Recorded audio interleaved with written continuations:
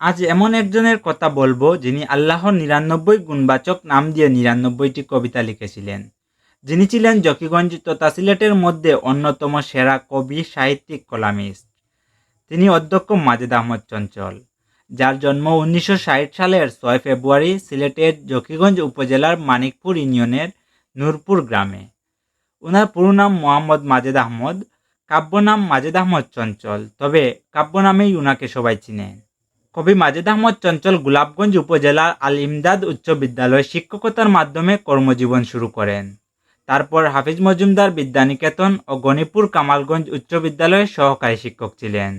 ১৯৯৮ থেকে ২০২০ পর্যন্ত দীর্ঘ ২৩ বছর Atgram Lutfur Rahman high school and কলেজের প্রধান শিক্ষক ও পরবর্তীতে অধ্যক্ষ হিসাবে দায়িত্ব পালন করেন। সীমান্তিক টিচার্স ট্রেনিং কলেজের রিসার্চ টিচার হিসাবে দায়িত্বে ছিলেন। অধ্যক্ষ মাজেদ আহমদ চঞ্চল সীমান্তিকের প্রতিষ্ঠাতা সদস্য ছিলেন।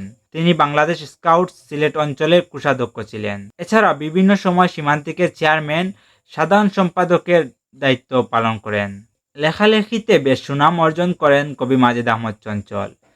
কবি ও কবিতার আসরের উপদেষ্টা ও জকিগঞ্জ লেখক পরিষদের উপদেষ্টা ছিলেন।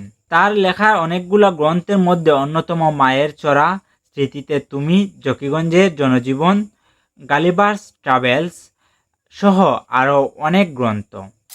তার লেখার মধ্যে অন্যতম সেরা কাব্যগ্রন্থ তোমার নামে শরণ লই, যেটিতে আল্লাহর ৯৯টি গুণবাচক নাম দিয়ে ৯৯টি কবিতা লিখেছিলেন। তা প্রকাশিত হবে আগামী ১৪ই সেপ্টেম্বর।